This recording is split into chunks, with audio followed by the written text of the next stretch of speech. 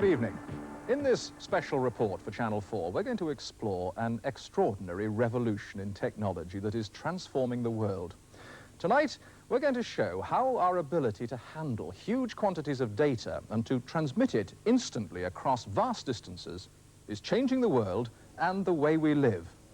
We've called this program Space Invaders, a world without frontiers, because it's all about how the same technology that brought us games like Space Invaders has also produced some remarkable games for adults, which are reshaping the world.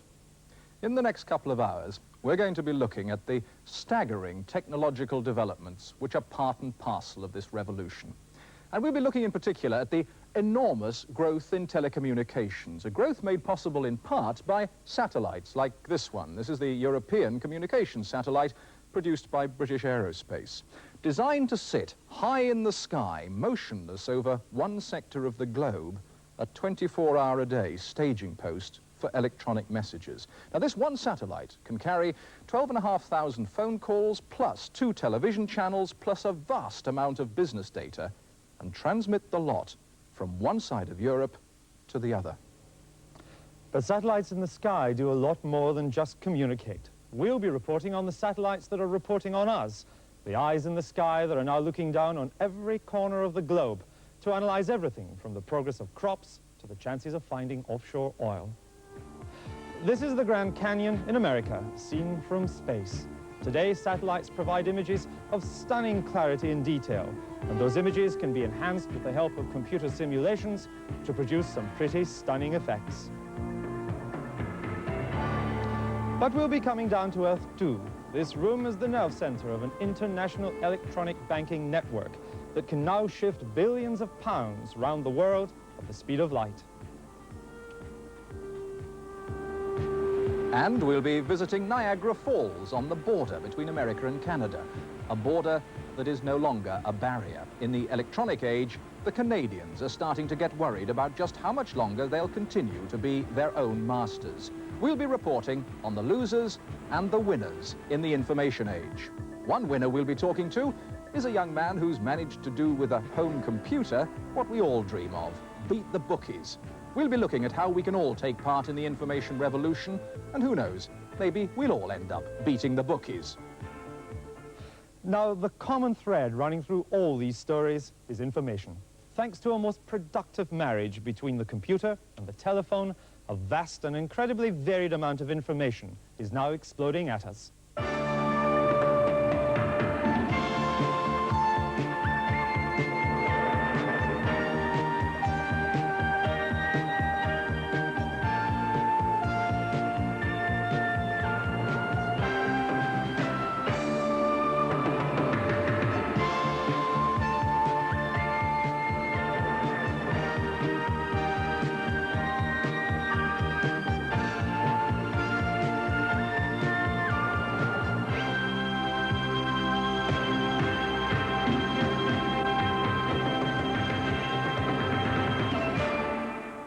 Let's start with an idea that may sound strange to you. The notion that information means power. Now, that may sound odd. After all, the information we see every day doesn't convey much power. Newspapers or television programs are seen by millions without giving any reader or viewer any special privileges. But we all get our newspapers or television at the same time. Nobody really knows anything before anyone else. But suppose you got your paper delivered a day or two before anyone else, if you had the news first. That information would be power. It has happened, and once, with spectacular results.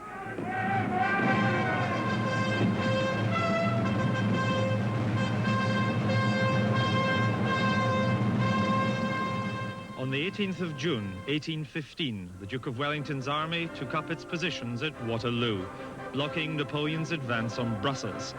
The French launched a ferocious attack on Wellington's lines, but they stood firm as Napoleon's troops launched repeated assaults.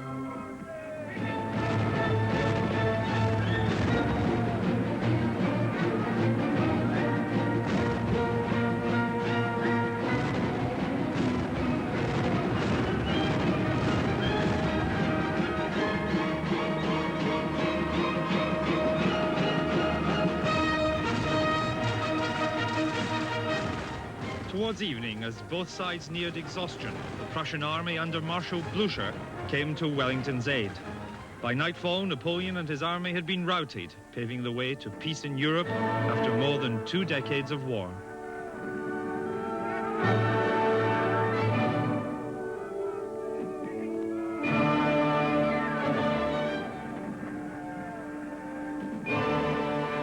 Of course, with no modern communications or news correspondence, the government in London knew nothing of Wellington's great victory. It had to wait 3 days for a dispatch from the battlefield. But someone in London knew, and only the day after the battle. Nathan Mayer Rothschild, founder of the famous bank that still bears his name.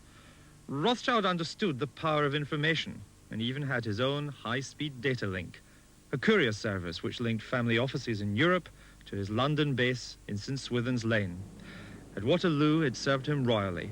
One of his couriers left the battlefield on the evening of the 18th of June, crossed the Channel the next day, and had the news of victory to Rothschild's office by the evening of the 19th. Nobody in the government believed the news, so Rothschild put it to his own good use on the stock exchange.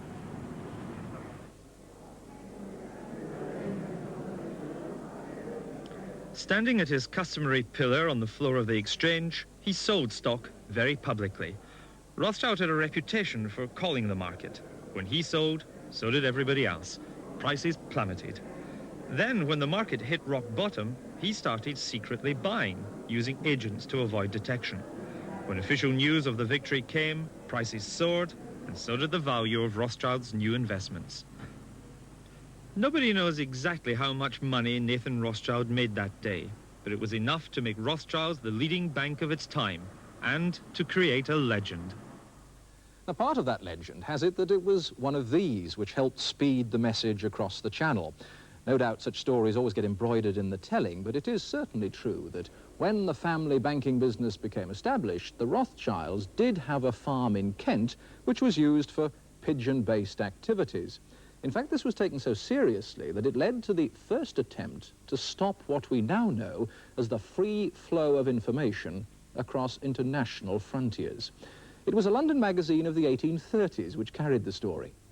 Members of the stock exchange in London are so indignant at the early information obtained in certain quarters by pigeon expresses from Paris that they've collected a certain number of hawks, falcons, and other birds of prey on the Kentish coast to waylay these carriers.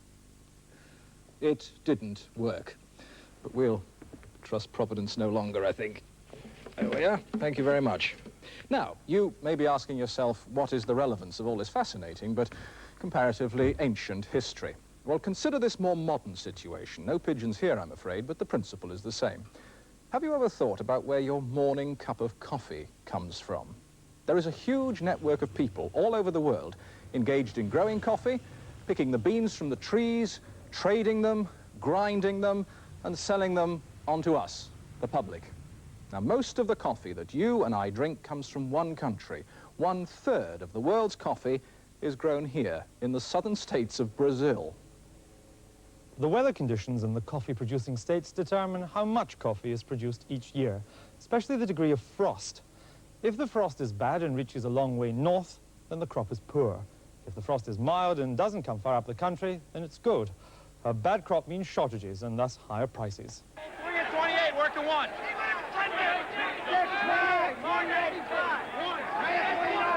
It's here on coffee exchanges like New York's where crop failures matter. All commodities are very volatile. Prices can double or halve in a few hours of hectic trading. 28, sold 3 at 2 at 23 at 28. In 1975, for example, when a very severe frost damaged half Brazil's coffee crop, prices shot through the roof. They went up 5-fold in 6 months. Hey, Jimmy, you built it all you made. In fact, so many of these brokers burnt their fingers in the past in episodes like the frost of 1975 that they've taken steps to make sure it doesn't happen again. Last year's reports from Brazil suggested that the crop had been badly damaged by frost. Curiously enough, the price of coffee didn't shoot through the ceiling. But then this time, the brokers knew what was really happening. Commodity traders had enlisted the services of a company called Global Weather Dynamics of Monterey in California. Global Weather Dynamics has a whole lot of people on the ground in Brazil, in strategic places, to monitor the level of frost. But they had even more sophisticated help from the NOAA satellite, an American weather satellite which gives clear pictures of weather around the world. Global Weather Dynamics were able to report that the frost was by no means as bad as had been suggested. As a result, there was no panic buying and coffee prices remained stable. No coffee dealers lost their shirts. Of course, a suspicious chap might wonder if the story about frost damage could have come from the Brazilian government. After all, coffee is a major export, and high prices would be good news for Brazil. Such tactics have been used many times in the past by different countries. Maybe in the new information age, it's going to be a gambit that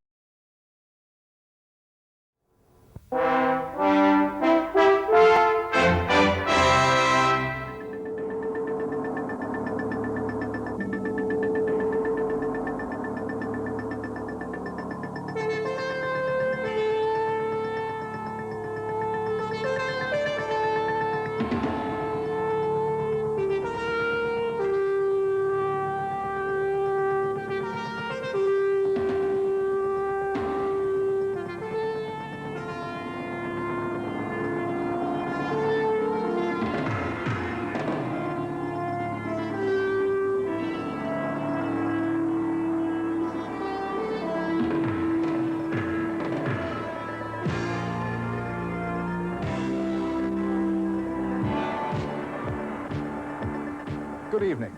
In this special report for Channel 4, we're going to explore an extraordinary revolution in technology that is transforming the world. Tonight, we're going to show how our ability to handle huge quantities of data and to transmit it instantly across vast distances is changing the world and the way we live. we've called this program Space Invaders, a world without frontiers, because it's all about how the same technology that brought us games like Space Invaders has also produced some remarkable games for adults, which are reshaping the world. In the next couple of hours, we're going to be looking at the staggering technological developments which are part and parcel of this revolution. And we'll be looking in particular at the enormous growth in telecommunications, a growth made possible in part by satellites like this one. This is the European communications satellite produced by British Aerospace, designed to sit high in the sky, motionless over one sector of the globe, a 24-hour-a-day staging post for electronic messages. Now, this one satellite can carry 12,500 phone calls, plus 2 television channels, plus a vast amount of business data, and transmit the lot from one side of Europe to the other. But satellites in the sky do a lot more than just communicate. We'll be reporting on the satellites that are reporting on us, the eyes in the sky that are now looking down on every corner of the globe to analyze everything from the progress of crops to the chances of finding offshore oil. This is the Grand Canyon in America, seen from space. Today, satellites provide images of stunning clarity and detail, and those images... From this building, just down the road from St. Paul's at the east end of Fleet Street, flows a vast and profitable river of information.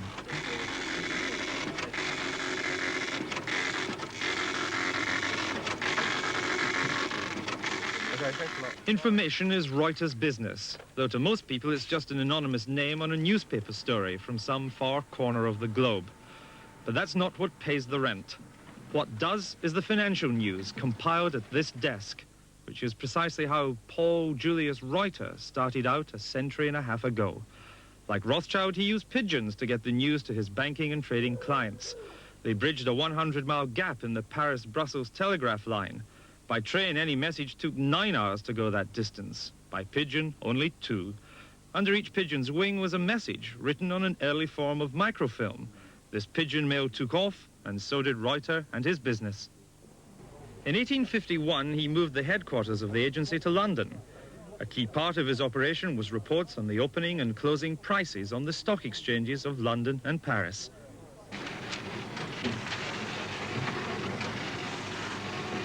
Today, it's this side of Reuters that's booming. As international business has expanded, so has Reuters, providing an essential flow of information raw material to the world's traders. 1,500 correspondents and stringers worldwide feed news into the financial desk in London, where it's reworked by sub-editors and the completed story fed out again to subscribers. Share and commodity prices, currency rates, company news and results, any information that'll affect the business world is pumped out from this desk to 20,000 subscribers in 160 countries, either by electronic mail direct to client's desk or by the more traditional teleprinter.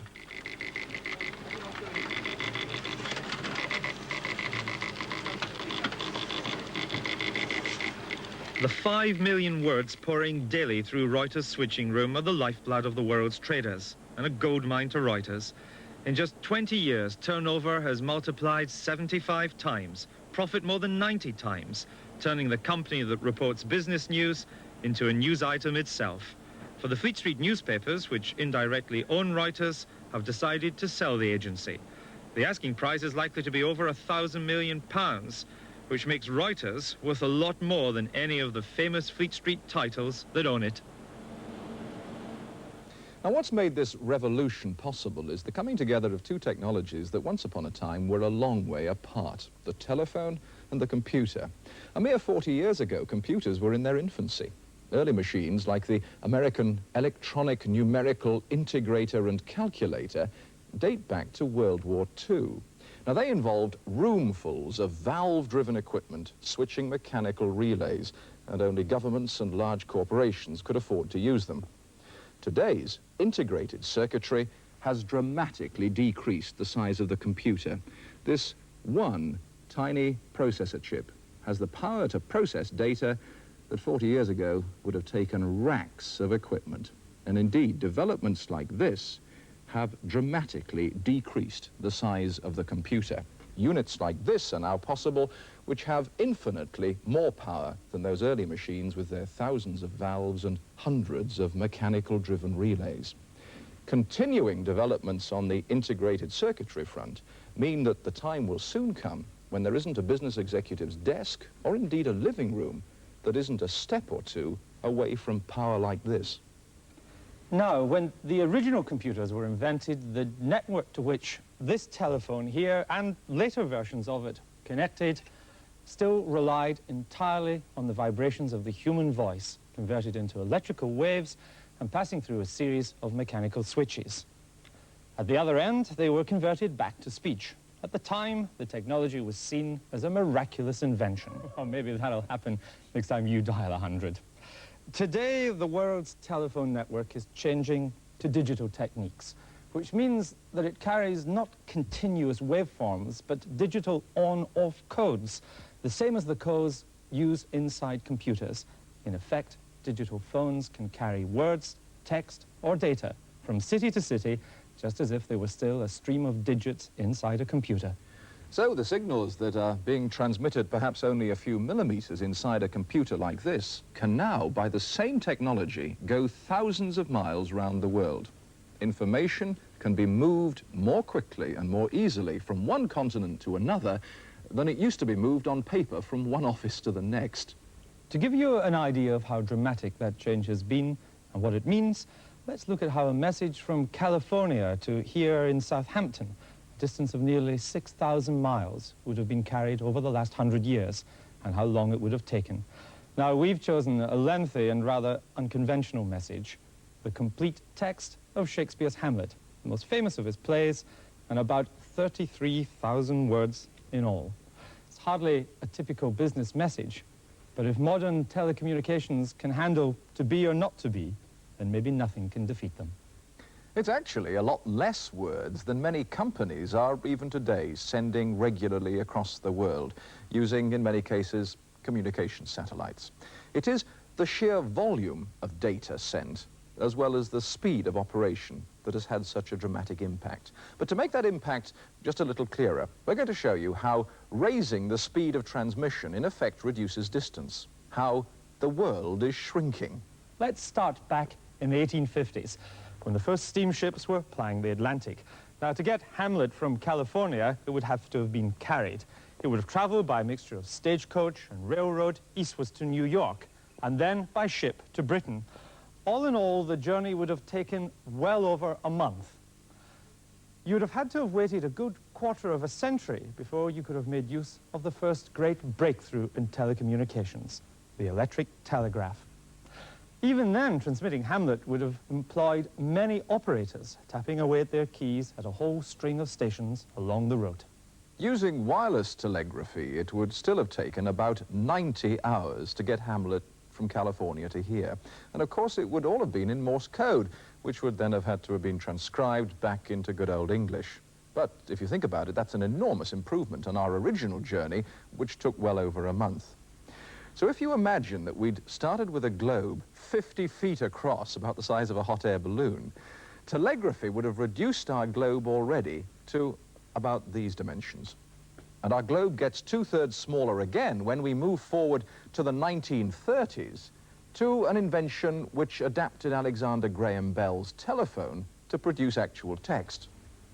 And that was the telex machine. This is one of the originals. Using a transatlantic radio phone link, the telex version of Hamlet would have taken about 13 hours from California. Of course, you could have used that same radio phone link to dictate over the phone to a very patient typist at this end, but that would have taken at least as long, and the transatlantic radio phone rates were hideously expensive, £5 a minute even then.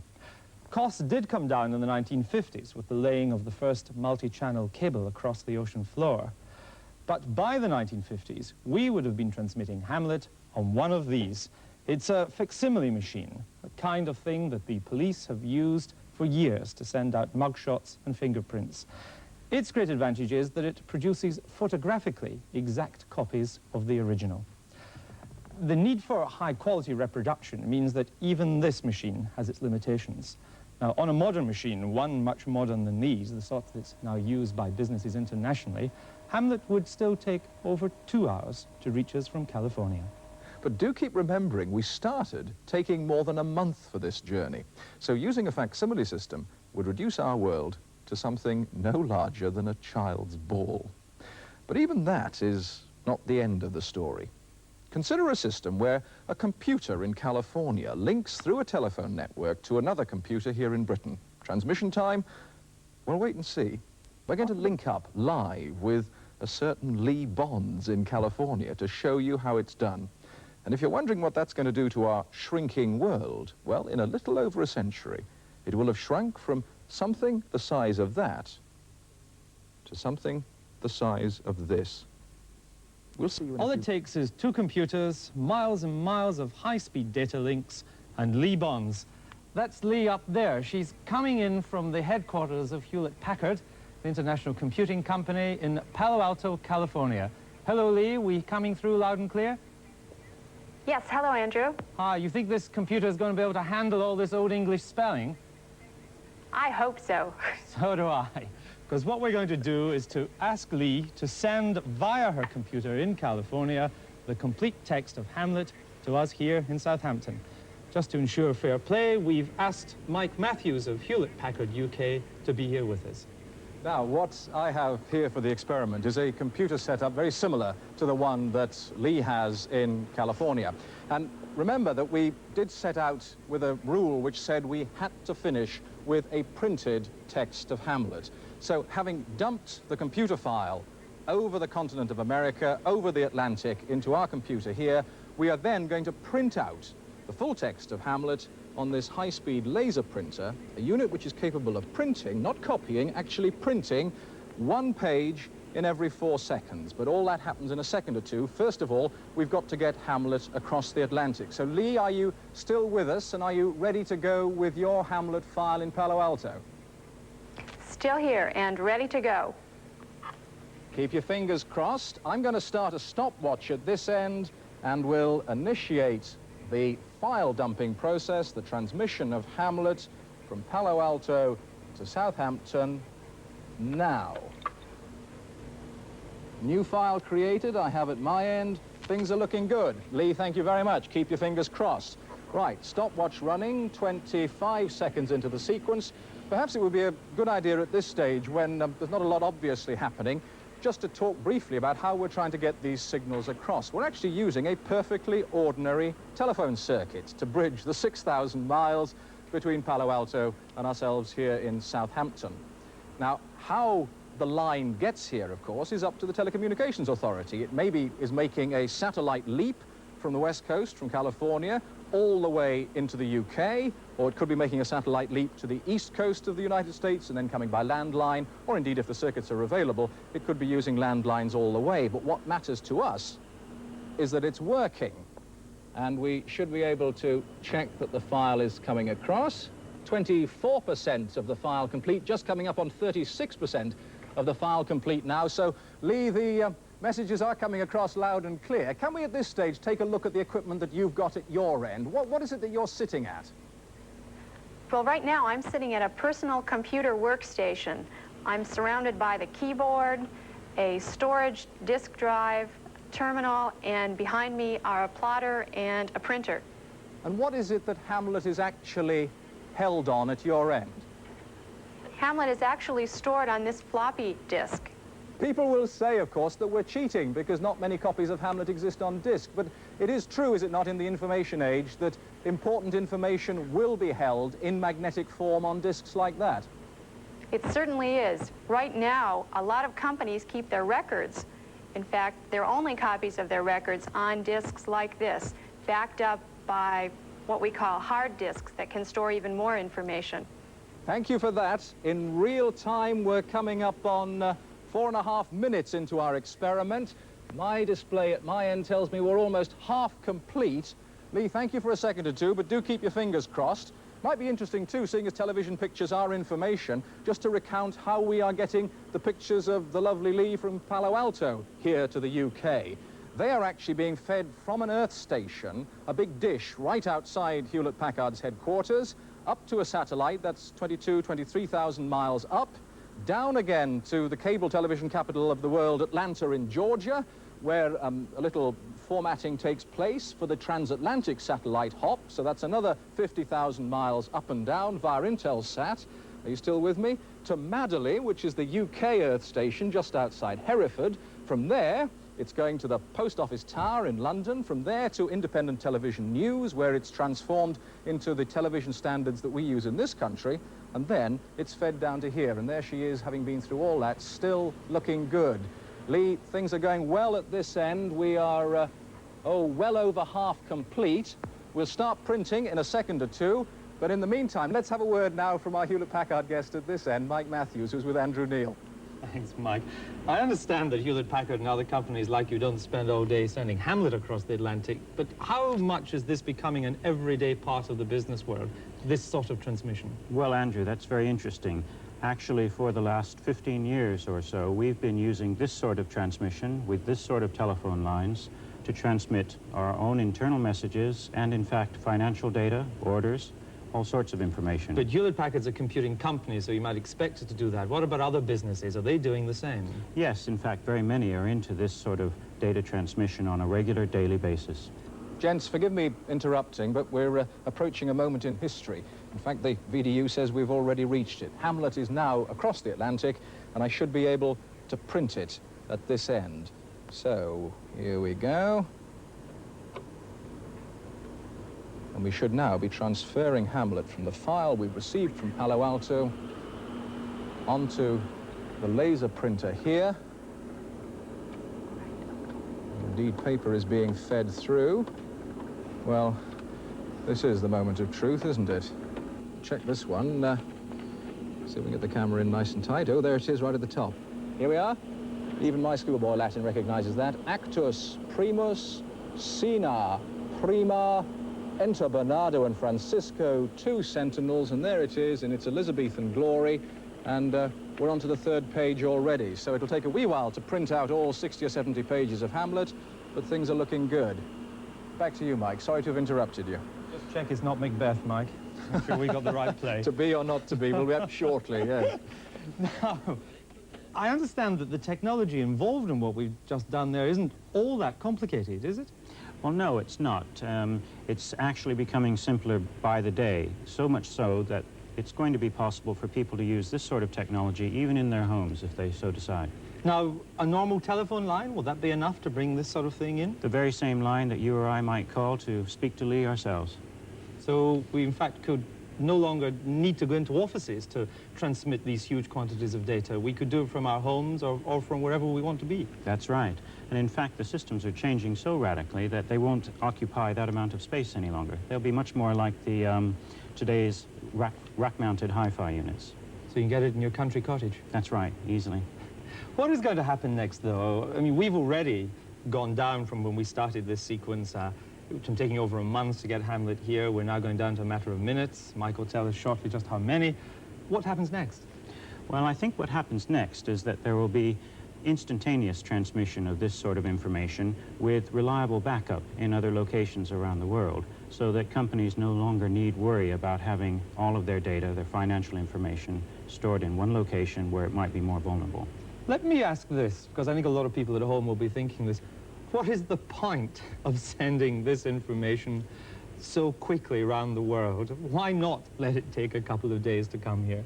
Well, I think it's vital in today's very competitive business environment that information regarding the company's position in the marketplace or its finances is communicated to those managers that have a need to know immediately, if possible, at least the day after it occurs. So you think it gives your company a competitive edge over other companies to get this information more quickly than anybody else? It certainly does, and it's vital for our industry, and I'm sure it's vital for many other industries. Mike Matthews, thank you. You're welcome. How are we getting on there, Mike? Well, I think Shakespeare would have been impressed with the quality of the writing. And here we are. Stop the watch. I think we'll find this is the final page. There it is, if our camera can pick it up. Finis, that's the end in anybody's language. The tragedy of Hamlet, Prince of Denmark, all the way from Palo Alto. Just over a quarter of an hour, and we have the text of Hamlet. Thanks very much. Lee Bonds, if you're still with us in California, thank you very much for taking part in this little bit of television history, certainly for us. Many thanks for the help of you and all your colleagues. You're welcome. Goodbye, Lee. Goodbye, Lee. Goodbye. And my thanks, too, to all our engineers here in Britain who've made this possible as well. Now, let's have a look at the application of this technology. And in particular, what are the implications of being able to move vast quantities of data at high speed around the globe? Well, as we've heard Mike Matthews say, the people who want to use this most of all are international businesses. And one of those businesses in the vanguard of the electronic revolution is one of the oldest, banking. Hello, Mr. Angelakos. Good morning to you. Well, we left you alone yesterday. Sterling now is down at 151.5. How much do you want to buy? Well, so we sell you £50,000, value the... Nathan Rothschild would be quite at home in the foreign exchange dealing room of a modern bank. As in his day, the emphasis is still on personal contact, individual dealer trading with individual dealer. Well, I hope he was a buyer of sterling and not a seller of sterling, sir. What has changed is the scale. Today, banking spans dozens of currencies and countries. The rapid growth of world trade has been a bonanza, requiring an equally rapid growth in international banking. Who's it for? Coke, please. No, that's fine. We'll look forward to hearing the phone call again before 5 o'clock. 3038, give 800, mate. OK? Bye-bye. It's also led to the need for a fast international money payment system. But bankers are a conservative bunch.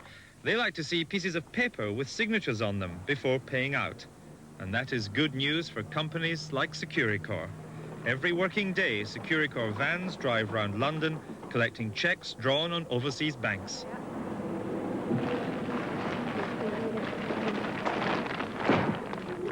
They're all brought to this warehouse near Heathrow, sorted and sent on to their destinations. It's really a private post office.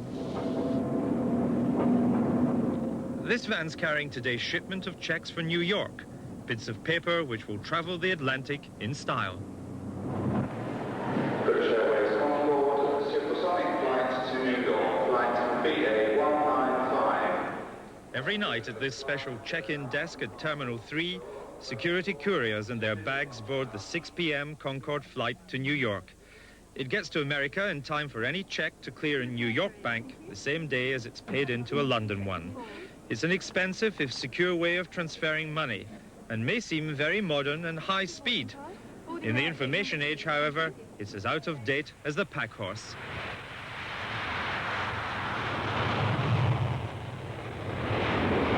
I don't think you can stand in the way of change. Just as one could not stand in the way of the Industrial Revolution, one cannot stand in the way of the information revolution now. We're very quickly moving from a period where most transactions were done by paper, or at least there was paper involved, to one where they're going to be done by computers with customer-initiated instructions to them. And I think that's fairly profound. The world's banks already have a computerized network to send money to each other. It's called SWIFT, the Society for World Interbank Financial Telecommunications, a gigantic electronic mail system owned by all the banks, which carries 9 million messages a month. Founded 10 years ago, SWIFT is now an essential element of the world banking system. Its technology is so vital that countries have put aside ideology to be on the system. SWIFT's Chief Inspector, Gunnar Stromberg. We have today about 35 countries on the system. In the eastern part of Europe, we have already on the system Czechoslovakia and Hungary. If we look at the next countries to be connected, we have in the Far East, the Philippines, South Korea, Taiwan, and the People's Republic of China.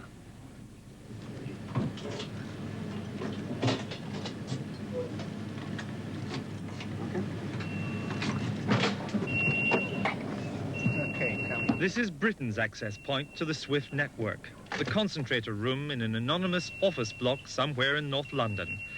It's closely guarded by a sophisticated security system. Electronic sensors will warn if unauthorized people enter. Above all else, SWIFT is about security. That's what the customer wants. There is nowhere along the line an opportunity for the content of the message to be read by SWIFT itself. It just goes from one bank to the other bank, and that's the end of it. The obsession with security goes beyond the dangers of SWIFT reading the messages on its own network. Encryption techniques ensure that outsiders can't eavesdrop either. SWIFT is encrypting or scrambling the transmission. So interception of that, eavesdropping, would only give a string of signals which are not, no one can interpret. SWIFT works just like a post office, only much faster. A member bank in London feeds in a message. The message goes to the concentrator in North London. There, the address on the electronic envelope is read. It's forwarded on the network to one of the main operating European centers, Brussels or Amsterdam. Then it's sent on across the Atlantic to one of the two operating centers for America, Culpeper near Washington or New Jersey. From there, it's rerouted to the receiving bank in New York. The whole process, including receipt dispatched back to the sender, can take as little as 2 seconds. But this very speed of communication is producing its own problems. The careful balancing of assets and liabilities that's at the heart of sound banking practice is very difficult when billions of pounds can crisscross the world at the speed of light. How do you keep prudent controls over your foreign exchange position when this can change at the push of a button? Has the electronic age introduced some new perils by removing that vital element, the time to think? I personally sometimes yearn for the time when you used to give someone a letter which was sealed with wax so they could get on their horse and go down to Dover and across to Europe. Because those days you had time to stop things like bad debts and wrong payments occurring. But nowadays it all happens within 2 minutes as a maximum. That's made the banks very cautious in their use of electronics. Every message is cross-checked before it goes into SWIFT.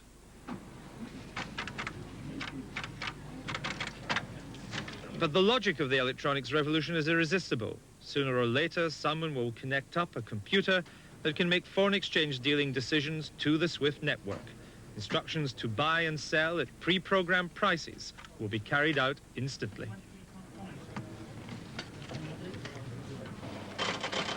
The bankers say it can't happen, that they are in control. But some governments wonder if the banks aren't riding on an electronic tiger that will one day turn nasty, with disastrous consequences for some nation's currency and its banks. So countries like France are trying to exercise control over the SWIFT network, which doesn't make the bankers happy. I think that there is the possibility that some government bodies would like to have some control over the, should we say, entry points into the SWIFT system. But once again, we are resisting that as much as possible on the grounds of running this company for the benefit of its members. Benefit, not financial, but from the point of view of the confidentiality which it provides and the security that it provides. So such pressures you would resist in the future? I think we must. We must try. But governments are governments. Developments in electronic banking on the other side of the Atlantic are opening up new areas of concern for governments. In America, the push for electronic banking has come from customers, mainly large multinational companies with worldwide financial operations. They're not interested in monthly bank statements or the leisurely processes of traditional banking.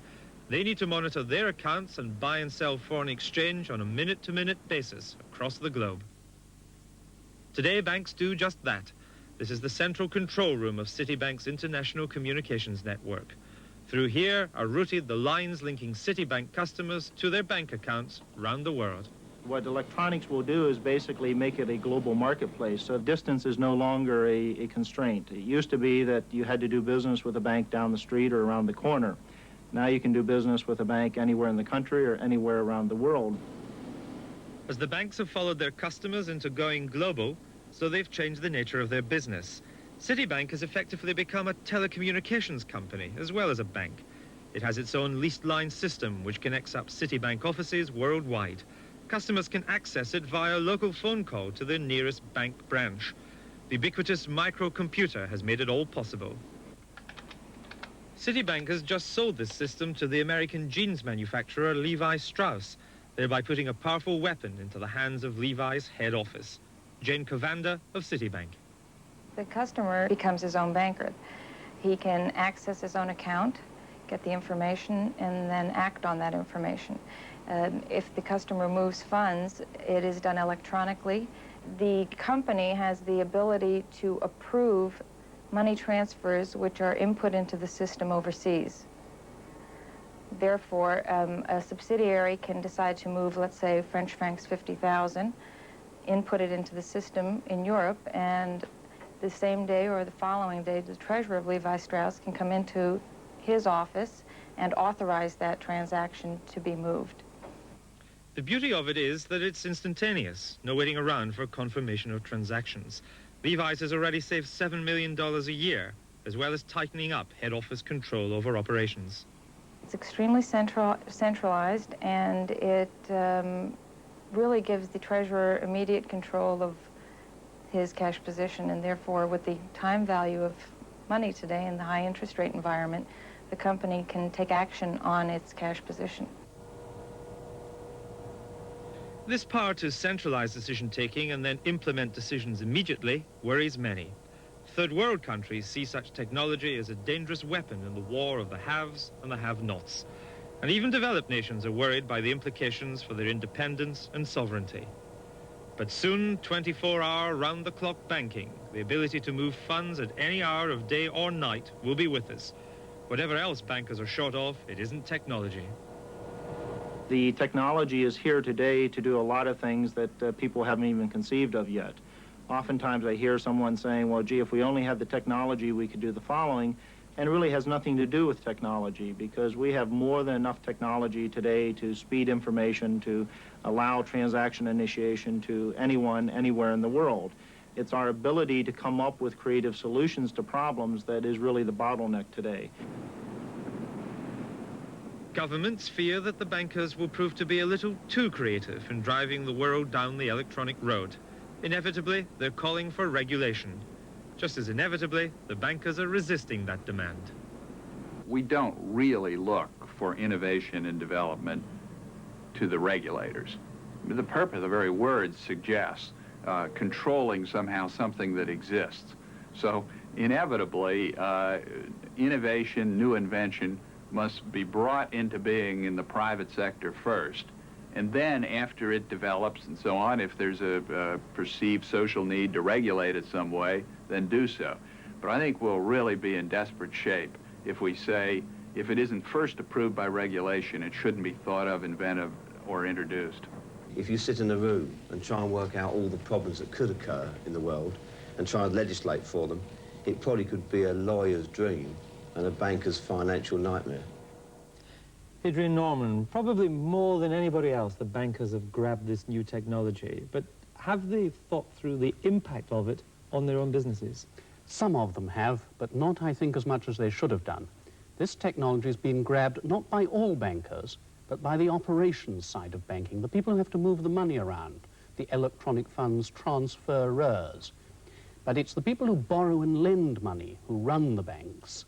And I don't think they've really bothered very much about the technology that supports them. Now, what should they be thinking about? What will the impact of this be on massive international borrowing and lending? I don't think anybody knows exactly what the impact's going to be, because no significant studies have been undertaken, or if they have been undertaken, they've been kept under wraps. Why? Why would they be kept under wraps? Perhaps because the banks are concerned about the stability of a banking system, given that they can now move money around so fast, and they don't have time to think before they carry out a transaction. Are you saying that there's a possibility that because of the speed and the international scale of this technology, that it could be destabilizing on the international monetary system? I think there is a risk that we could have something like the crash of 1929, when the efficiency of the stock market meant that stocks could run up very fast and run down very fast. And the consequences of all the stockbrokers giving the same kind of advice was very nearly disastrous then. But wait a minute, the stock market's a lot more efficient today than it was in 29, and we haven't had a crash for over 50 years. And one of the reasons why we haven't had a crash is that after that first one, all countries found that it was necessary to regulate appropriately the operation of the stock exchanges. In other words, to come in with government rules about what you can do and what you can't do. Sometimes with government rules, and other times to urge on the stockbroking community, on the city, the putting of its own house in order, so that it wasn't necessary for government to make rules. A bit of self-regulation. Self-regulation, in other words, yes. But is this new technology capable of regulation either by the bankers themselves or by governments? I'm not sure, because as we've been seeing, information flows very easily. It gets past any barriers that anybody tries to erect. And if you do try and stop it, somebody will find a way of getting round. So one thing that did strike me on the film there was a danger to any country's currency, that because of this almost automatic buying and selling of currencies now on a 24-hour basis, it could be possible almost to sell out a currency overnight without the country knowing about it. It could happen if the computer systems were allowed to operate automatically. At the moment, none of them do.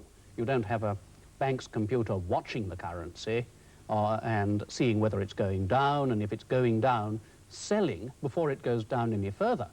But you could imagine that if each bank gave its computers instructions to act in that way, then every time it went down, it would go down further. You mean that you would gear a computer to say once the pound reached $1.40 or $1.35, sell, sell, sell? Because that is a sign that it's going to go further down. And if everybody works on the same information, takes the same actions as a consequence, then they reinforce any trend, and the trends get more violent. Instead of one bank coming in to buy what another is selling, one bank follows another because it is selling. So governments are going to want to intervene to try and control this? It's not necessary that governments will need or want to intervene. They would probably prefer that the banks themselves made sure that their strategies were appropriate strategies. That they don't all have computers that say sell? That they don't all do the same thing at the same time. So no computer herds? Computer herds, I think, would be extremely dangerous, yes. Adrian Norman, thank you very much. Well, let's now take a look at a concrete case of how this freedom of flow is already affecting the world. As we've been hearing, many countries are getting worried about the impact of the information age on their sovereignty, and one country in particular has found itself in the front line. Niagara Falls, where the Niagara River drops down towards Lake Ontario, is one of North America's most famous tourist spots. And the falls also mark the best-known meeting point between two countries and cultures that are at once alike and different. Canada and the United States of America. They're countries that have always been friends, albeit cautious ones. I guess one of the popular analogies is one that Prime Minister Trudeau used some years ago about a mouse in bed with an elephant. The U.S. is 10 times our population. Their GNP is about 10 times Canada's. So, in many ways, Canada is the small boy dealing with the giant. It's a David and Goliath relationship.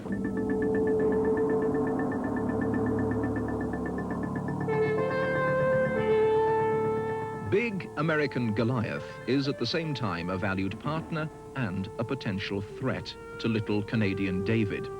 On the plus side of the relationship, the two countries trade $100 billion worth of goods each year.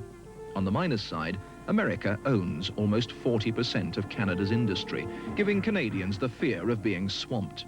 Inevitably, they've responded with protectionist measures designed to keep intact the economic, political, and cultural identity of Canada. But keeping your identity intact isn't that simple in the information age. Already, the two countries have the longest undefended border in the world. And the openness of the Frontier Bridge at Niagara, you pay 50 cents toll and away you go, is matched by a freedom in the flow of information. For example, the phone systems of the two countries are linked. They have been so for years. When you wanted to call, say, from Montreal to Vancouver, the network was divided in such a way that your call had to go through the US because the network in Canada was not fully developed. In fact, right now, the US network and the Canadian network are fully integrated. The fact that the American phone giant Ma Bell links the whole of North America has real implications for Canadian sovereignty. Michel Andrieux again. Technically, it means you have almost no way of controlling calls, say, from Canada to the US. It's exactly as a domestic call, which implies that even if we wanted to prevent the movement of software from the US to Canada, from anywhere else to Canada, it wouldn't be possible physically. If it's hard to think of a phone line being bad for a nation's health, take a look at this building. It's the Canadian headquarters of the American Blue Cross Medical Insurance Company. Thanks to modern data links, Blue Cross of Canada's administration and data processing is now done in this building, the company's main office in New York. Decision-taking and Canadian jobs have been spirited away down a phone line to the States. Enough examples of that have occurred to worry Canadians. Bob Parker of the Royal Bank of Canada. A U.S. airline that was operating in Canada, still is operating in Canada, flies in and out of here, moved its reservation services to the United States, and they now operate through a phone line. A Canadian can make a local call and make a reservation, but the reservation clerks and the computers and the people that operate them are all in New York. One estimate is that the information revolution may already have cost Canada 30,000 jobs transferred to America. The industry that's been hardest hit is data processing. A government survey suggests that around $1 billion worth of Canadian processing is now being done in America. That has led to calls from leaders of the industry for protection. Bill Lurven. We would like to see the Canadian law change so that it would require all data processing of Canadian data to be done in Canada. If Canadian data goes across the border to be processed, then the auditors go across the border, the head office people go across the border, the lawyers will end up there, the advertising agencies, the printing people, and so on. It affects many, many walks of life in addition to just the data processing industry. The data of one highly sensitive Canadian industry, banking, now has to be held in Canada by law. Fears in Toronto headquarters like this one about possible invasions of privacy and loss of control over a key sector of the economy have persuaded the Canadian government to lay down strict rules about the processing of banks' customer records. Bank, for instance, must keep the master record in Canada of their activities, so that the inspector of banks is able to actually do his job to monitor their account. Now, this does not mean that they are not allowed to export their data. means that they have to keep at least, you know, the basic record in Canada. We think there are sound policy reasons for requiring Canadian banks to keep their Canadian information in Canada, and we continue to do it despite the fact that it might be cheaper to do it somewhere else. In fact, it would be a lot cheaper for the Royal Bank of Canada to base its data storage and processing down a line here in New York. But the new law means the bank can't do that. Even American banks operating in Canada have to comply. But the view of the men on Wall Street is that it's absurd to suggest that an open border can be closed to data, whatever form it takes. I think in the long run, they're fighting an uphill battle. You know, they try to protect advertising on television, but they're, you know, electronic waves of television cross borders, and people are allowed to watch American television from Canadian homes. So fighting technology is in the long run going to be a losing battle. And that view has become the official American position in the International Forum of the United Nations. Just as a century ago, the world's most powerful manufacturing nation, Britain, demanded free trade in goods, so today the most formidable nation of the information age, America, demands that the world allows free and unrestricted passage to the products of that age. The world's weaker nations don't agree. They've made their views on data traffic clear to UN officials. The developing countries are beginning to speak of the information rich versus the information poor. And they feel that a new layer of dependency, a new layer of vulnerability, a new layer of inequality is developing.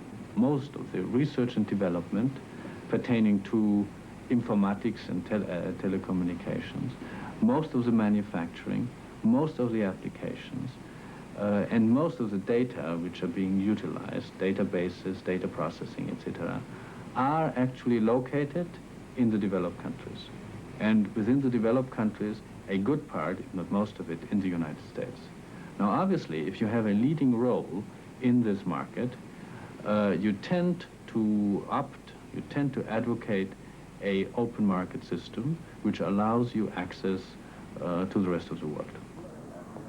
Here in the United States, the official attitude is that there should be as little constraint as possible on the spread and the use of this technology.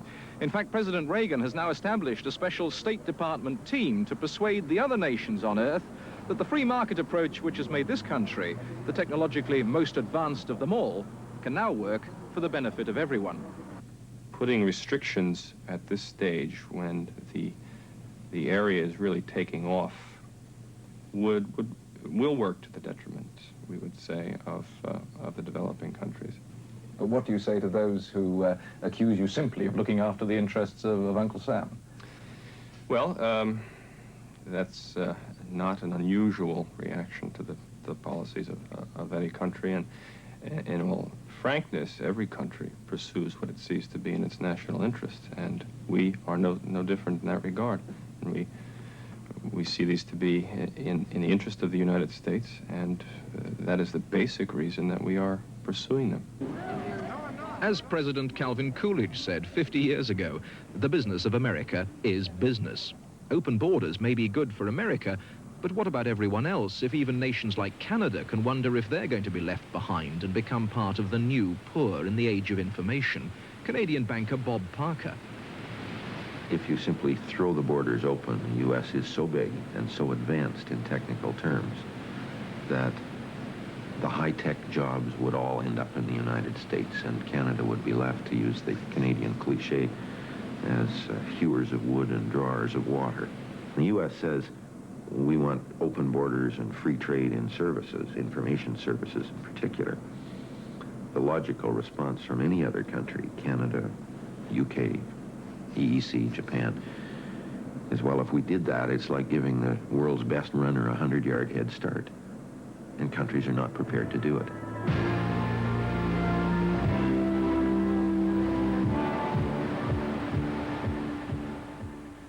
Kit Nascimento is a former minister in the government of Guyana, and indeed is now a consultant on communication issues. Mr. Nascimento, if the Canadians are concerned about becoming part of the information poor, how does your country feel about this issue? Well, a country like mine, which is essentially small, poor, developing, I think must be 1,000 times more concerned than the Canadians, because every concern which addresses Canada is multiplied so many times over for a small country like my own. Information is at the very center of power.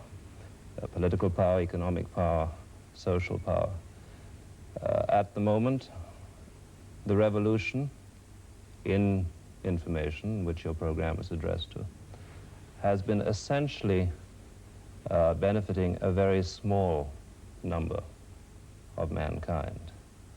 70% of the population of this world lives in the developing nations, and they have very little access either to the technology or the information that this technology can, in fact, make available for developmental purposes.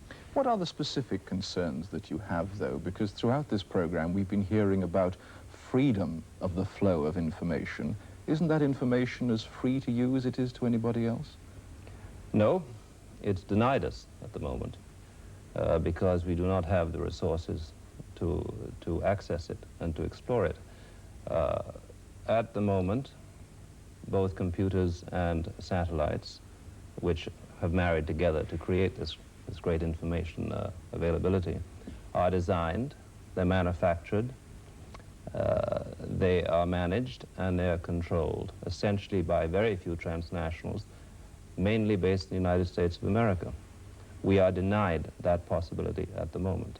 And as Anthony Smith, one of your British authors, I think is the director of the British Film Institute, once observed, and I think correctly, that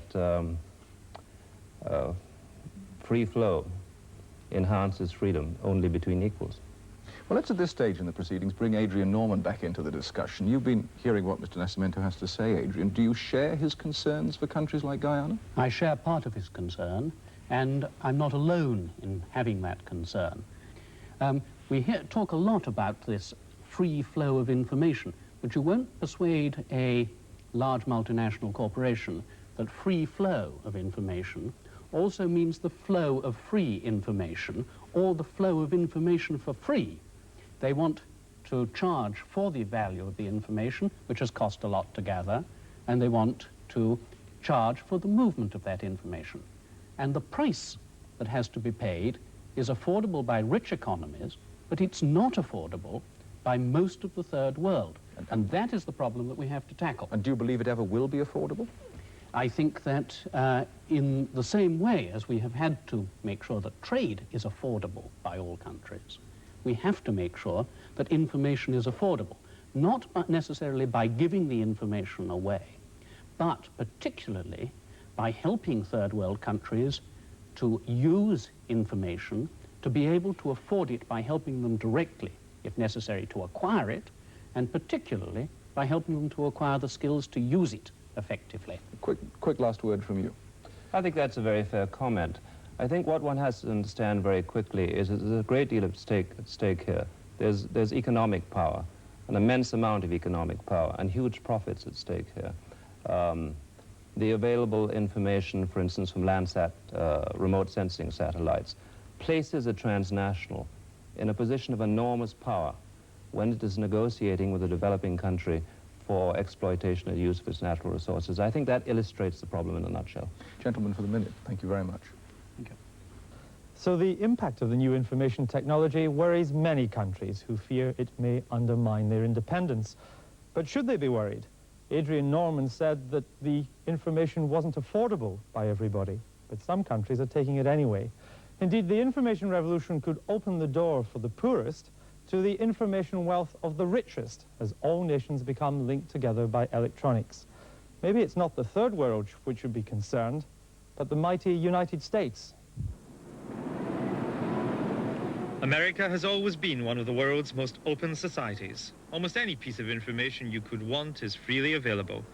The problem's been finding it among the massive information held in numerous libraries and databases spread across the country. But the information age is changing that. A computer linked to a network can access databases all over North America, including ones in Canada. And all sorts of people are doing just that. There is a database here in Toronto. It's less than a block from where we're sitting. that is owned by a Canadian company that does business worldwide, including in Moscow. The government of Russia, with a local phone call in Moscow, can tap directly into that database here in Toronto, which contains information on the American economy, U.S. economy. With so much American data easily accessible from abroad, the American government fears that vital secrets and technological know-how are getting into the wrong hands. The Central Intelligence Agency is now trying to cut off access to some U.S. databases. But that's not as easy as it sounds. The point is they can't prevent it from happening. It's being done openly now. It can be done from any country in the world into any other country. And unless you set rules in place about those flows, about the way countries deal with each other over those flows, some country is going to get paranoid, and it could be the U.S. Other countries, like Britain, deliberately send sensitive data across borders for processing. In our case, the motive is efficiency and saving money, though it has the effect of opening up our secrets to others. British government departments are notoriously secretive. They don't even like to tell us how many paper clips are used each month. But the electronic age has produced some unexpected breaches in Whitehall security. This is the Home Office. It produces vast quantities of data which cannot be processed efficiently in-house.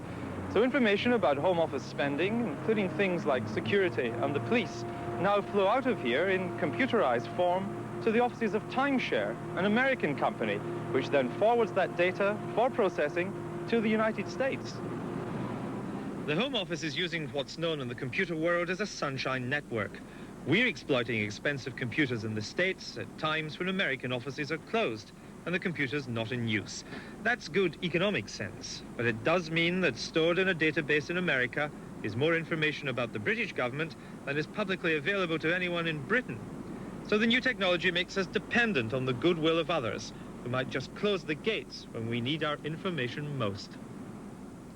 One thing is clear. The technology of the information age is unstoppable.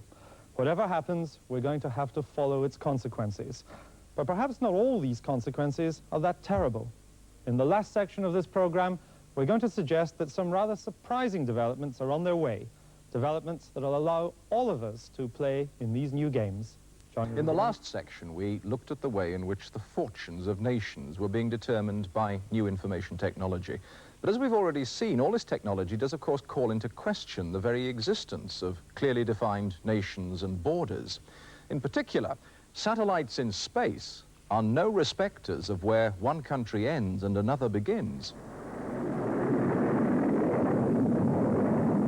Hundreds of rockets have been launched since the space age began, and the skies have been gradually filling up with the satellites those rockets have been carrying.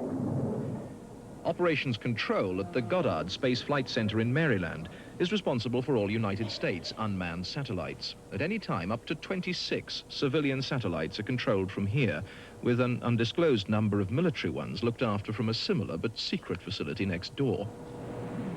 From weather recording, through communications, to navigation, these spacecraft play an increasingly important role in obtaining information about the Earth.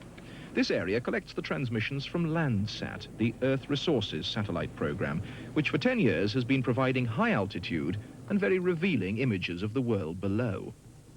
Lower Manhattan may be recognizable even to the layman from 420 miles up, but in the hands of an expert analyst, the 7 separate wave bands detected by the satellite, from visible red through to invisible infrared, can be blended or examined individually to show a great deal about the nature of the subject being examined. NASA analyst Bill Ryerson. Well, in different combinations, you may have a couple of crops that appear very, very similar. And you can't quite separate them, at least not visually. And then if you use band 5 instead of perhaps band 4 or 7, all of a sudden the crops stand out. So you can tell what the crop is. Can you tell whether it's a healthy crop? Yes, you can detect stress in vegetation. For instance, if you had corn blight in the Midwest, I don't know if you could detect it right at the beginning, but at some stage you could detect it. There was a problem there. You can easily detect moisture stress, that this summer with drought would be easy to study that. This image shows fields in the San Joaquin Valley in Northern California. Cotton is represented as red, yellow is safflower, a cheap substitute for the spice saffron. The green patches are wheat stubble and blue is fallow ground. Using this base information, an analyst can now draw up a very clear picture of the type and even the condition of crops in the fields. Take the Soviet wheat harvest. Using techniques like these, the state of it can now be checked, and the US government has a powerful new negotiating weapon.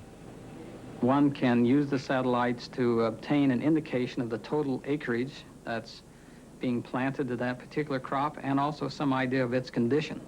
By folding in that kind of information with other data sources, we've just improved our capability for being more certain as to what the condition is, and that enables us to proceed with in our discussions with them in a more knowledgeable way. So how much power is contained in the right interpretation of Landsat data? Well, knowledge is always power. As to how to exactly characterize that, I'm really incapable of doing so, I believe. But it certainly puts one in a more advantageous position to have that kind of information, be it in dealing with foreign countries or working within the United States. Just north of London are the headquarters of a United Kingdom company which specializes in interpreting Landsat data, and in so doing adds an immense amount of value to the satellite's raw transmissions. Right, Tony, let's have a look at the raw data for this. On its own, the output from the computer tapes which record the Landsat data is meaningless, in this case a single green line. But when processed, it can indicate what's on or even underneath the Earth's surface. Most of Eric Peters' clients are interested in narrowing down suitable areas of the globe for oil and mineral exploration. If you look at an overall petroleum exploration program that's going to cost 20, 30, $100 million, the satellite imagery is relatively low cost. We're talking about 1 or 2% of that budget.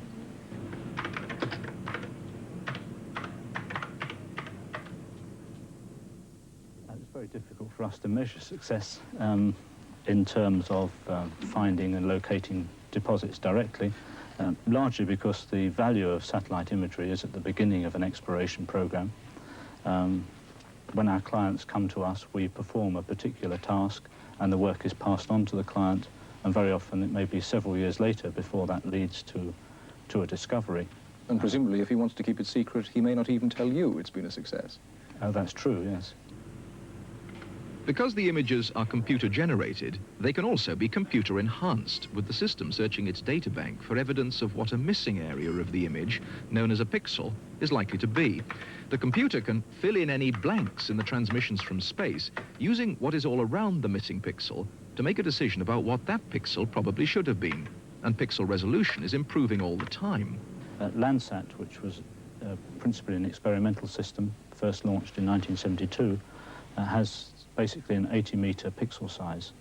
So we're looking at something about the size of a football field. Landsat 4 has an instrument on board called the thematic mapper, which has a 30-meter pixel size. And so we already have a four-fold increase in spatial resolution. And Landsat 4 data is just beginning to become available. The Spot satellite, to be launched by the French, will have two resolution capabilities. We'll have a multispectral capability with a 20-meter pixel size and a panchromatic, a single black and white band with a 10-meter pixel size. It'll also be possible in some instances to obtain stereoscopic imagery. This will be done because the sensor can be steered, the sensing head can be steered and can view a target instead of being directly beneath the satellite, it can view off nadir, it can view to one side. So very fine detail and 3D images. And 3D images, and that should be possible perhaps 1985, 1986. Already, resolution's good enough to create an impression of, say, the Grand Canyon in severe flood. But as images from space improve in quality, so international complaints will grow as the countries under observation start objecting more and more strongly to being watched. Certainly, I believe there have been some objections, because obviously at that type of resolution, targets of some significance other than in natural resources could be identified. At the end of the day, though, if the satellite is passing over a country which is objecting, is there a great deal that country can do about it? Not at the present time. So far, my experience with Landsat is that, of course, I think the benefits outweigh the disadvantages. But we'll have to see.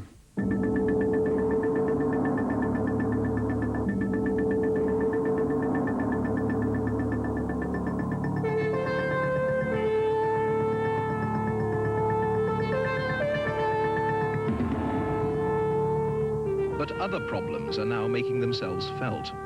Up to now, NASA has made Landsat data available at a minimal cost to anyone who wants it.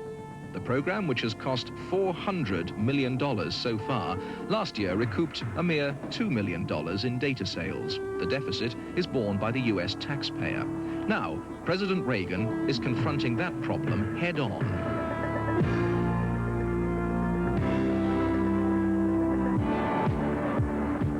The president has made it clear that he'd like to see the whole program sold off, privatized, thereby relieving the American public of responsibility for paying the bill, but ensuring at the same time that the power derived from such space ventures passes from the open public sector into the exclusive control of the highest private bidder.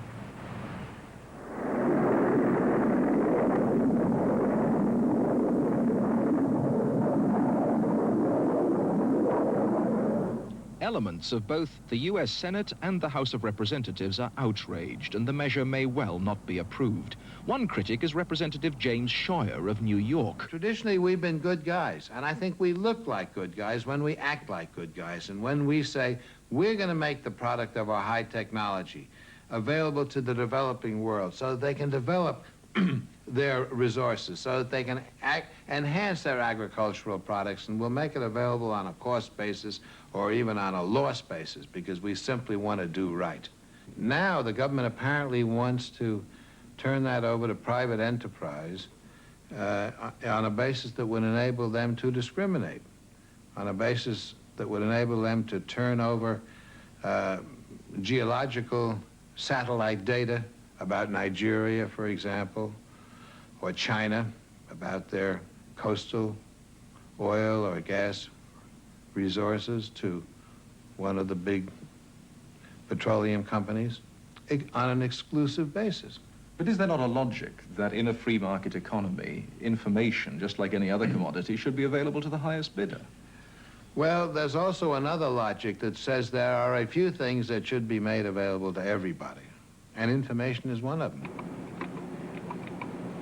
But already the American company ComSat has made an offer of $300 million to take over the whole satellite program. That's correct. Okay, that was transmitted at 15:43:51. To pay for that, they'll need to up the price of raw data substantially, which could price all but the biggest commercial users out of the market. There is, however, an irony in all this. Up to now, however cheap and available the raw data has been, it's taken expensive equipment to interpret it. A short time ago in this Washington hotel, I was shown a new lightweight system which interprets Landsat data as comprehensively as all those big computers at Goddard. Add basic geographic information to the satellite images, and the outline of the Susquehanna River at Harrisburg, Pennsylvania becomes very clear on a standard personal computer. What has really focused the ability to do very computationally intensive work is the advent of this microcomputer, which, with very low cost, gives you the same performance as 5 years ago we would have had on mainframes. It's doing the same processes. In fact, it is doing the same processes, sometimes faster than the mainframes are doing them, because of the technology which is now available at cheaper cost. Harry Lote's package allows the analyst to identify any part of the display, in this case water, and the system will then illustrate all the other similar areas. So instructed, the Susquehanna River reveals itself even more clearly with the infamous 3 Mile Island prominent picture center. Mainframe systems can cost easily $200,000 to $500,000. These systems cost, the hardware itself costs something of the order of $3,000. And the software, which is equivalent cost, is about the same, so that you can do problems that need Landsat information for an investment of about $15,000. So the good news for the nations of the Earth, is it may no longer be necessary to invest in costly hardware to interpret Landsat data. That can now be done on relatively inexpensive software running on a very ordinary personal computer. The bad news is that the raw data may not be as freely available for interpretation as it has been in the past. But there is another twist in this ever-changing story of the pictures from space. Officials at Goddard are reasonably sure that Landsat data is being pirated for private use by commercial companies on its way down from space. Such piracy won't be welcomed by an organization like ComSat, which is now proposing to invest hundreds of millions of dollars in making that information as exclusive as possible.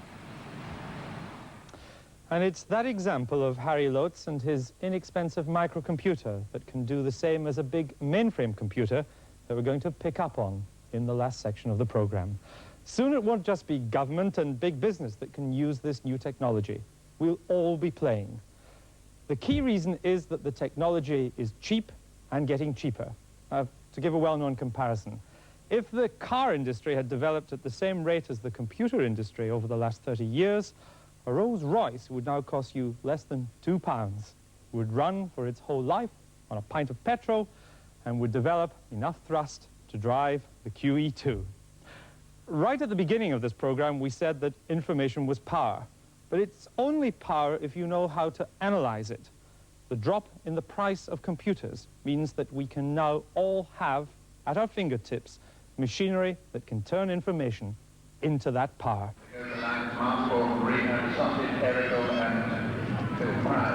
A damp and misty midweek afternoon at Redcar. In spite of the weather, enthusiastic devotees have gathered together to perform that curious rite known as on-course betting, or paying for the bookie's Rolls Royce. What the bookie brings to the betting game is a brain like a calculator and an encyclopedic knowledge of form.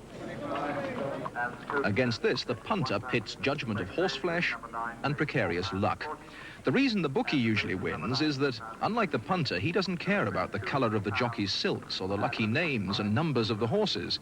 He cares about hard facts: runners, riders, trainers, the distance, the going, and the draw. These are all the basis of complex calculations that lie behind the list of odds on his board. As long as the punters remain superstitious and starved of information, the system works well. 6 to 1 to me for the bookies. But 17-year-old David Stewart, watching the races with his parents, has discovered how to beat the system, regularly and profitably, for those who care to read his tips in the Sun. He has a secret weapon, and he keeps it in his bedroom. It's nothing more than a popular home computer that you can buy anywhere. What you can't buy is the computer program David has developed. He types in the information on each race, and the computer picks the probable winners. He started work on the program when he was only 12. My first interest was in the racing rather than the computers, and 5 years ago was when I was really interested in it, and I kept files on all racing results and tried to analyse them by hand and see if there were any factors which were apparent in the results. And then I got my first computer 2 years ago, and I thought it'd be ideal to put it onto the computer because it's ideal for handling large amounts of information, and I worked out the first program from then, and it's just gone on from there. And I'm still working on the program at the moment because the computer analyses past racing results every week, so obviously it's never finished the program. All I hope for is it gets more accurate as I put more information into it. The heart of the program is the database, facts and figures on trainers, jockeys, coursers, and 17,000 horses. It's that raw data which the program works on to produce information, the rating for each runner. Effectively, David's computer is making the same calculations as the bookies and the professional tipsters, but faster and more comprehensively. It recently picked a winner that the bookies had at 20 to 1. Ironically, the information-rich David Stewart can't benefit directly from his mastery of technology. He's too young to bet. But just how much better at picking winners than the professional tipsters is David Stewart's program? The last 2 seasons, it's worked out at about 66% success from all the selections, which is quite good. The average sort of newspaper tipster gets about 35% right. Silver jug and try a treble. Well, 2 winners out of every 3 selections isn't bad. Certainly makes Terry Wogan's efforts look pretty average. But there is an important point, because what makes David Stewart unusual is that he's worked out how to use his ordinary computer in an extraordinary way. And there are clear implications in that for a lot of professionals, like solicitors and stockbrokers. Let's look now at what some people might think is a more respectable form of gambling. Here is a computer that advises you on how to invest. It analyzes market trends and the movement of individual shares. Soon it'll tell you the day's 5 best shares to buy and sell. At the moment, it's used only by stock market analysts, but there's no earthly reason why, with a bit of homework, you shouldn't use it yourself and do away with the need to pay a stockbroker for advice.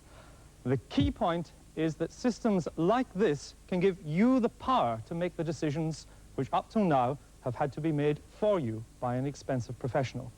But it's not just stockbrokers who are having their belts tightened. Big changes are also on the way for bankers. We've already seen that the big multinationals can now have worldwide electronic banking services. That is also on its way for all of us. This Prestel set is linked into the computer system operated by the Nottingham Building Society and the Bank of Scotland.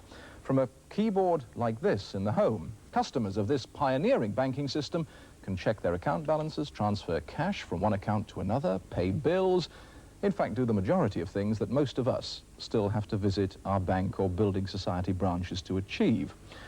Watch this. The page that I'm keyed through to at the moment enables me to transfer money from my building society account to my current account in the bank. Now, to save a bit of time, I've already put in the building society account number a third of the way down the screen.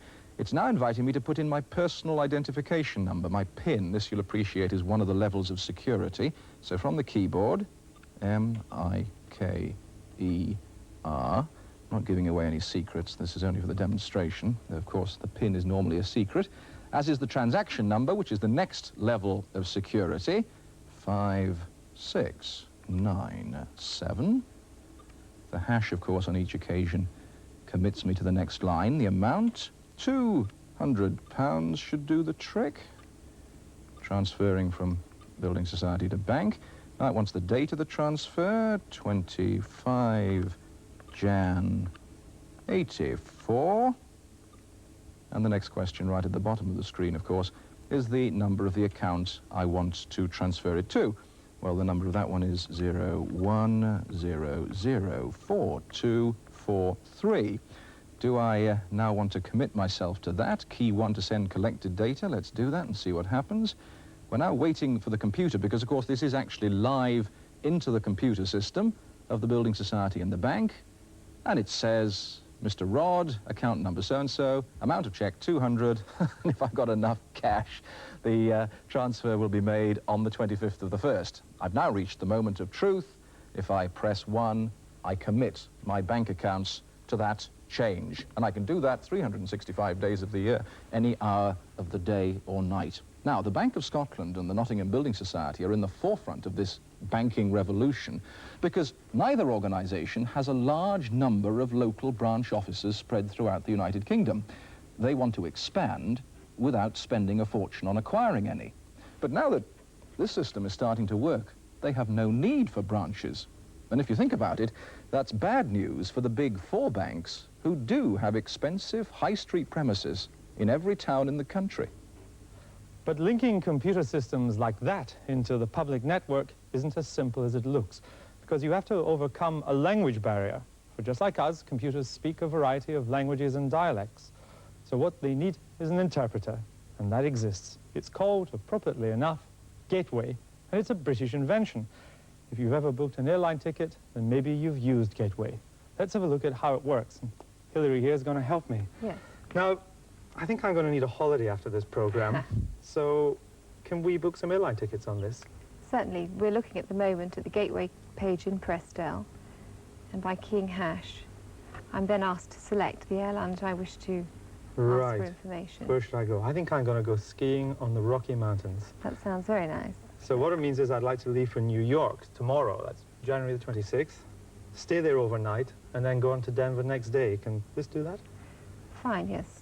So we'll ask TWA what they can offer us on the 26th of January from London to New York, departing at about 9 o'clock. What class would you like to travel? Oh, well, this is Channel 4, so we better go first. And, of course, there's one person travelling. I'm afraid so. Now, what database are we keyed into right now? At the moment, we're talking to the TWA computer in Kansas City in the United States. So we've already gone right the way into Kansas City? That's right, Just yes. by the press of a button? That's right. So TWA has shown us the flights that it can give us on that date. Okay, so I see there's one there. The first one's about, is it 12 o'clock? That's right, departing at 12 o'clock. Gets me into New York at 2:20 in the afternoon. Okay, right. let's get that one. So we book one seat. One first-class seat. In first class. Right. From line number 1, which is the one you selected. So next day, so I have a night in New York, and then next day I'd like to leave for Denver. So we key in that you'd like to go to Denver on the 27th of January. We say you'd like to depart at about 10 o'clock, again in first class. That's right. So once again, TWA's computer is, having booked the previous flight we asked for, right, will respond with the connection to Denver. Now, could I do this from my home? I mean, could my home television set take this sort of unit? Technically, yes, you could, but at the moment this service is just available to travel agents.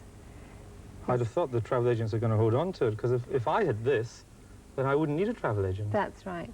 You So see what's that, this telling me now? This is showing that first flight we booked, which was the TW703 on the 26th of January, and then we continued to ask for the connection to Denver on the 27th of January. Right, and I can pay by credit card, I suppose. That's correct, yes. So we'll just say perhaps that you've already paid. Right, or I could key in my American Express number. That's right, yes. And they would just charge it there. Right, well, that's great. I've got my tickets to New York and Denver. Well, I'm off. It's back to you, Mike.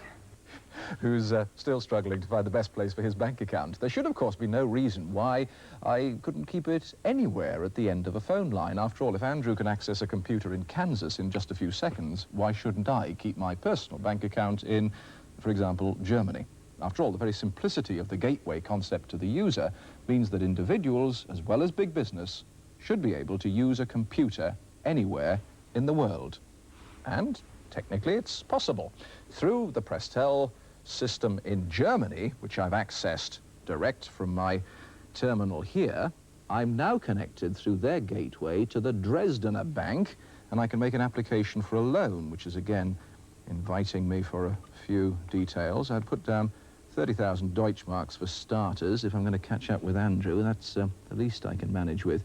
It now says, how many months do I want to pay it back in? Well, let's duck that question and tell it that I can afford to pay back 600 Deutschmarks every month. Now then, if I've asked the right questions, it at the bottom says use a pound, which in English is a hash, of course. Please wait, bitte warten. Your input is being taken care of. I think that was, and oh, here we are already, you see. It tells me that I can borrow 30,000 Deutschmarks, service charge, 600 Deutschmarks. There's the interest. Good Lord, it's almost 8,000 Deutschmarks. So the whole thing will be 38,000. Then there's the monthly repayments of 639, spread over a good many months. So there's a bit of line noise, 50-something or other. I'm going to pay the best part of 55 months. And then all the service charges in percentages at the bottom. And if I wanted to take up the generous offer of the Dresdner Bank, I could use the system we were looking at a second or two ago to actually access an account of mine in Germany. But there is, I have to say, one good reason why I wouldn't keep a bank account in Germany, and let's end the expense as quickly as we can. I've got to make an expensive international telephone call every time I do that, because gateways, thanks to a gentleman's agreement between the telecommunications authorities, don't give access between public computer networks in one country and public computer networks in another. So what I have to do is use the ordinary telephone line to Germany and use a German gateway there. The practical result, of course, is the same, but the expense greatly reduces the advantages. And in fact, the only thing that is going to slow down the march of this sort of technology is regulation by governments or by those who feel threatened by it. But that, of course, begs the question. If sovereign countries, as we've seen, are having problems regulating this technology internationally, how successful are they going to be in stopping the rest of us getting in on the act? So as we come to the end of this special look at information technology, let's try to get an overview of its revolutionary implications with the help of our three wise men here in the studio. Anthony Sampson, let me come to you first. Is it true to say that there are revolutionary implications for nations, for business, for our social structures, for the rules that we live under in what we've been talking about tonight? Yes, I think they are revolutionary, and as we've seen, they affect nations enormously and are very disruptive in that sense. But I think we tend to forget they're going to be disruptive of corporations too. I think that the thing is going to develop in unexpected ways, and that the access that individuals will have to computers and the ability for individual entrepreneurs or experts to actually communicate and to sell their expertise around the world may be the most important part of all. I think that the big corporations are not necessarily going to be the real beneficiaries. You're saying that in the long run it might undermine these multinationals because it is a people power. I think so. I think the multinationals are always in danger of being caught up in their own bureaucracies. And even the computer companies, even IBM for a time had that problem. They've escaped from it now. But in the 60s, when mainframe computers were essential, of course that did strengthen the corporate power because they were so expensive and so centralized. But now I think you've got a completely different explosion, which means that a lot of experts will become like sort of multinational mercenaries themselves as individuals. They can sell their knowledge and their expertise and their access to that knowledge all around the world. So there won't necessarily be a straight battle between corporations and countries. So a world of information entrepreneurs rather than corporate hierarchy men and women. That would be my guess. I think that's going to progress much more rapidly than people realize. Adrian Norman, do you agree? Are we talking here about almost in some ways the beginning of the end of the big business era by this new information technology? No, I'd be surprised if we saw the end of the big business era. Or the beginning of the end. What I think we will see is many more small businesses and small enterprises building up. Because what information technology has done to information is make it cheap enough for very small organizations or even individuals to be able to afford to get hold of it. And with small and cheap computers connected to ever cheaper telecommunications, they can bring the information to themselves. And what they will be able to sell is the value, as Mr. Sampson said, of their judgment as to what that information means. Because we're going to have too much information, and the great skill will be reducing it to something that can actually be used. You mean we might be information rich and knowledge poor? Well, it's like trying to squeeze this program into a couple of hours. It's long enough in television, I can tell you. But are you saying then that to take advantage of this new world, you don't have to be an IBM or even a Hewlett-Packard, that it's a people's revolution? It's everybody's revolution. Jobs are going to be changed because the key raw material in any job is going to be the information, and the key skill is the knowledge to put that information to use.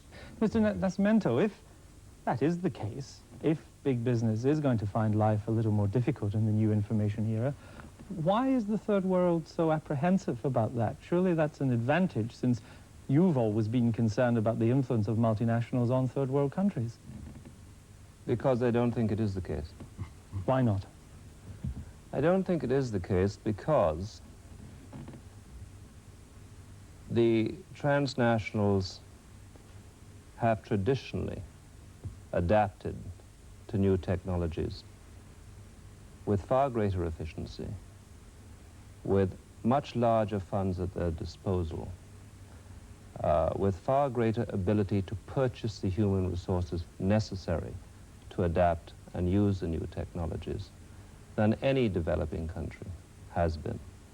In fact, my concern is that the new information revolution may very well be introducing and manifesting a new era of colonialism, placing far greater power, economic, political, social power, in the hands of the transnationals, and indeed in the hands of the industrialized countries, while the smaller, poorer countries will become even less privileged than they were before. An 11-year-old child in this country is being taught today how to computerize, how to program a computer. An 11-year-old child in my country has never seen a computer. There isn't one in a single school. And that is the gap. Anthony Sampson, are we seeing a revolution not just for business, but for nations, in that nation states will find this a difficult development to control within national boundaries? Well, I think they will, but I think it's really an extension of an older problem. I think if you would take the sort of classical problem of a developing country that is trying to negotiate with an oil company or big corporation about its resources. Now, really, that problem, it's always seemed to me, is like an international poker game in which the big companies and the big nations are simply trying to bluff or to capture any information that's going. Now, computers, of course, speed up the game, but at the same time, they ought to make it easier, I believe, for the company to call the bluff. I mean, the classic case when an oil company threatens to take all its oil rigs away because the terms it says are too tough, where in fact they know perfectly well they're going to stay there anyway. Now, in that kind of position, it ought, I think, to be easier now with this flow of information for a motivated and reasonably dynamic developing country to be able to actually find somebody who can call that bluff. To know what's going on. That's right. Adrian Norman, how can countries control the flow of information between them? It's easier to control textiles, shoes coming in and so on. How do you control things that are coming in the sky that nobody can see? In practice, you can't control the information that comes in. What you can do is to make it difficult for your own citizens to get hold of the equipment necessary to capture the information and make it usable. For example, if you haven't got a television receiver, you can't receive a television program, even if it comes from a satellite 22,000 miles away from you and overlooking your border. You can, to some extent, control anything that comes in on a physical medium, like, for example, a tape or discs or something like that. But can any government stop me from receiving something in my personal computer? I think it's going to be, in practice, impossible and not worthwhile. Let me put one further final point to you. Maybe a lot of the kind of jobs that we're used to having around will go too. If I can do home banking, home computing, investing, stockbroking and so on, maybe a lot of middle-class professions are going to go as well. Well, I believe that without doubt, that not only solicitors are the most obviously under fire at the moment, but I think stockbrokers themselves, all the people who benefited from the previous stage of centralization and a certain measure of computerization will find themselves now being bypassed by the individual consumer who on his own screen can look at his bank account, who can probably in fact sell his house in effect through use of programs. Adrian Norman? Essentially anybody who calls himself an agent or a broker can be bypassed if his knowledge can be put into a computer system. That must be good news. And I think that's good news for all of us. We will all be able to do more, but we will also have to know more in order to be able to do it. We could be the editors of our own newspapers. That is, we could select raw material from Reuters and various places and bring it to ourselves. Well, I think that's a point that I better stop you on. Maybe journalists are brokers too. Absolutely. So a revolution for nations, a revolution for big business, and maybe a revolution for a lot of professions too. Gentlemen, thank you very much indeed. Well, we hope that tonight we've shown you just how fast the world is moving into the age of information and how every one of us is in a position to move with it. Indeed, how some of us, at any rate, are going to be affected directly by it. But just in case you feel that this is a bit airy-fairy, a bit detached from your life, let's end with a story. It concerns the father of British computing, the mathematician Alan Turing. Now, he it was who developed the vitally important concept that computers could control themselves with special programs they stored permanently. He it was who first instructed a mainframe how to play chess. And yet even he grossly underestimated the importance of computers to all of us. 30 years ago, he said he believed that there'd never be more than 2 or 3 computers in Britain because there'd never be enough mathematicians available to operate more. Last year, in round figures, there were 3 million micros in use in this country, and the home computer has become easily the nation's most popular present. The age of information is already here.